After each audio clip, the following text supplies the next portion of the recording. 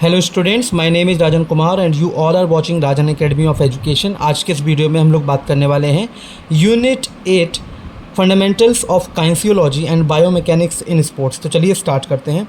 इसमें जो पहला क्वेश्चन दे रखा है एमसीक्यूज़ हैं, ठीक है, इस वीडियो में। तो हम लोग यहाँ पर 10 एमसीक्यूज़ सॉल्व करेंगे। तो पहला जो क्वेश्चन दे रखा है वो है the study of the mechanics of body movements is called, यानी कि जो स्टडी होती है मैकेनिक्स ऑफ बॉडी मूवमेंट्स, यानी कि बॉडी मूवमेंट्स की जो भी मैकेनिज़्म है उससे जुड़ी हुई जो भी स्टडी होती है हम उसको क्या कहते हैं।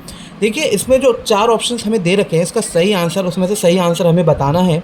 तो सही आंसर जो है वो इन 4 ऑप्शंस में से हमें बताना है। काइंसियोलॉजी, साइकोलॉजी, फिजियोलॉजी या नन ऑफ दीज। इसका जो सही आंसर है वो है काइंसियोलॉजी, ठीक है। काइंसियोलॉजी इज़ द करेक्ट आंसर। अब बात कर लेते हैं क्वेश्चन नंबर 2। क्वेश्चन नंबर 2 देख लीजिए, आप लोग ध्यान से देखिएगा, समझिएगा।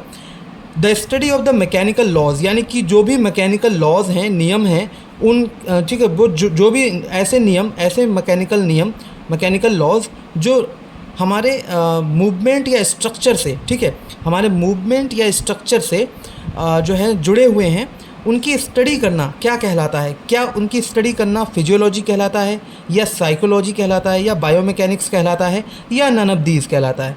तो ये जो सही आंसर है वो है बायोमैकेनिक्स, ठीक है। उनकी स्टडी करना बायोमैकेनिक्स कहलाता है।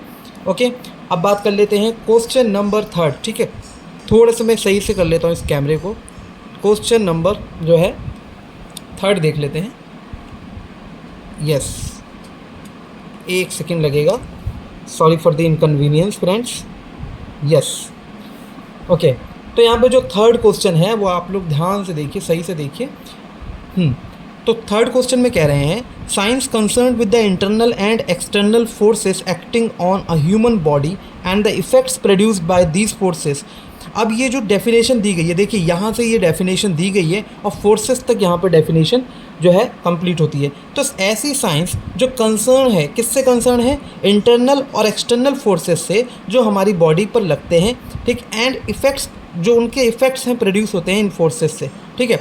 तो ये जो डेफिनेशन है वो किसके द्वारा दी गई? क्या वो डेफिनेशन यूनिवर्सिटी ऑफ दिल्ली के द्वारा दी गई? नहीं। यूनिवर्सिटी ऑफ मायामी के द्वारा? नहीं।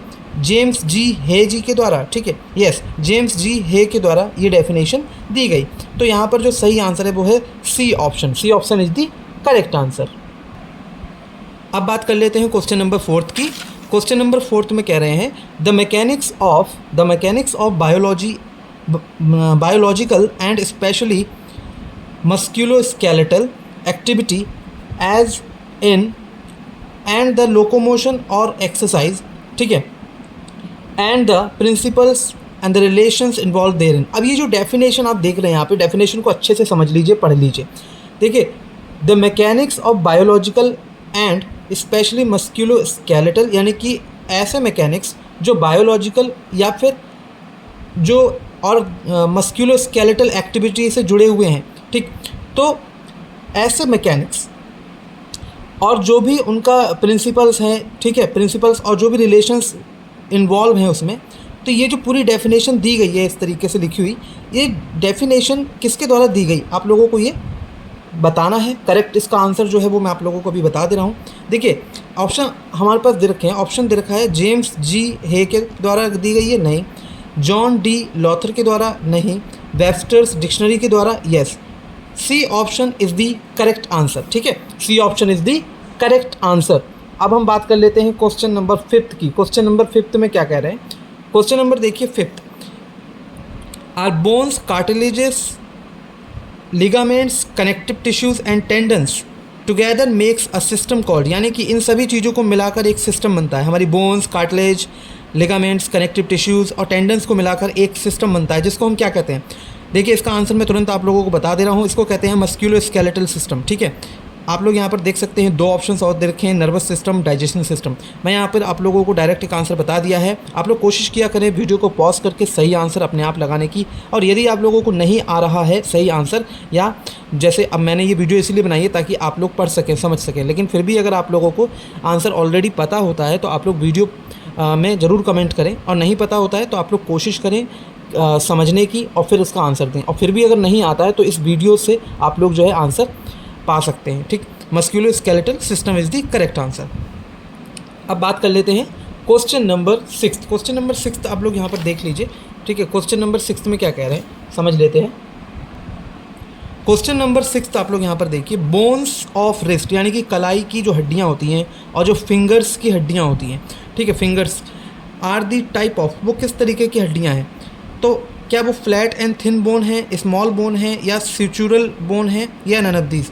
वो है स्मॉल बोन्स, ठीक है, वो स्मॉल यानी कि छोटी हड्डियों में आती है, उनका टाइप है छोटी हड्डी, ठीक है, स्मॉल बोन्स। चलिए अब 7th क्वेश्चन की ओर बढ़ते हैं। 7th क्वेश्चन में कह रहे हैं रिब केज इज़ अ, यानी कि जो रिब केज होता है वो क्या है, ठीक, यानी कि हाँ जो रिब केज, ठीक, तो ये होता क्या है, ये किस तरीके की हड्डी होती है, क्या ये लॉन्ग थिन बोन है, या स्यूचुरल बोन है, या सिसेमॉइड बोन है, ठीक, या फिर none of these.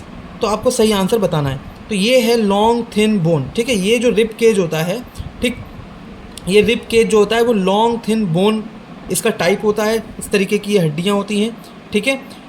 Next question जो है वो देख लेते हैं, क्वेश्चन नंबर 8। क्वेश्चन नंबर 8 देखिए, पैटेला, पैटेला मतलब knee cap, knee cap is the dash, क्या वो सिसेमॉइड बोन है, यानी कि टाइप क्या है उसकी बोन का, हड्डी का, स्यूचुरल बोन है, या लॉन्ग थिन बोन है, या नन ऑफ दीज। ये जो सही आंसर है वो सिसेमॉइड, ठीक है, सिसेमॉइड बोन जो है, पैटेला जो है वो सिसेमॉइड बोन का एक टाइप है, ठीक। अब हम यहाँ पर देख लेते हैं skull, skull is a type of dash, यानी कि किस तरीके की हड्डी होती है स्कल, सेगमेंटल बोन होती है, फ्लैट एंड थिन बोन होती है, या फिर स्यूचुरल बोन होती है। सही आंसर हम लोगों को बताना है, इसका जो सही आंसर है वो है फ्लैट एंड थिन बोन, ठीक है। आप लोग जो है वीडियो देखा करें और उसको समझा करें, सुना करें, ठीक, बार बार रिपीट उसको किया करें, सुना करें, ज़्यादा से ज़्यादा सुना करें, ताकि आप लोगों को एग्ज़ाम टाइम में वो एकदम रिवाइज़ हो जाएगा कि हाँ मैंने ये जो है क्वेश्चन सही से समझा था, सुना था, देखा था वीडियो, और ये जो है इसका सही आंसर ये होगा, ठीक है। तो यहाँ पर देखिए, skull is a type of flat and thin bone, ठीक है, इसका जो सही आंसर है वो है बी ऑप्शन, ठीक। अब बात कर लेते हैं नेक्स्ट क्वेश्चन की, जो है 10th क्वेश्चन, ठीक है। इसका जो सही आंसर है आप लोगों को बताना है, ठीक है। देखिए इसका जो सही आंसर है वो आप लोगों को बताना है, बोन्स ऑफ द फेस, यानी कि हमारे जो फेस होता है, हमारा जो फेस होता है उसकी जो हड्डियाँ होती हैं, उन हड्डियों को क्या कहते हैं, स्मॉल बोन, सिस्मॉइड बोन, या सिगमेंटल बोन, या नन ऑफ दीज, ठीक है।